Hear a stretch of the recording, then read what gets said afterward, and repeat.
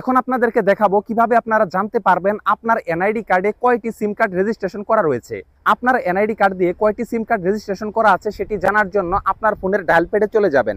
ফোনের ডায়াল প্যাডে যাওয়ার পর এখানে আপনি লিখবেন *16001#। এখন আপনি আপনার এমন একটি সিম কার্ড দিয়ে ডায়াল করবেন যেই সিম কার্ড আপনার এনআইডি কার্ড দিয়ে রেজিস্ট্রেশন করা। তো এখান থেকে আমি ডায়াল করছি। ডায়াল করার পর আপনারা দেখতে পাচ্ছেন এখানে আপনার এনআইডি কার্ডের লাস্টের 4টি ডিজিট চাচ্ছে। আমার এনআইডি কার্ডের লাস্টের 4টি ডিজিট দিয়ে দিচ্ছি। দেওয়ার পর এখান থেকে সেন্ডে ক্লিক করবেন। সেন্ডে ক্লিক করার পর দেখতে পাচ্ছেন থ্যাংক ইউ গ্রামীণ ফোন। এখন আপনাকে একটি মেসেজ দেওয়া হবে। এখানে দেখতে পাচ্ছেন মেসেজটি চলে এসেছে। মেসেজে বলা হয়েছে টোটাল 4। এখানে 4টি নাম্বার শো করতেছে। এই 4টি নাম্বার আমার এনআইডি কার্ড দিয়ে রেজিস্ট্রেশন করা। নাম্বারের 11 ডিজিটের মধ্যে শুরুর 3টি এবং শেষের 3টি দেখাচ্ছে, বাকিগুলো দেখাচ্ছে না। এভাবে আপনারা বুঝে নিতে পারবেন আপনার এনআইডি কার্ডে কয়টি সিম কার্ড রেজিস্ট্রেশন করা আছে এবং সিমের নাম্বারগুলো কি কি।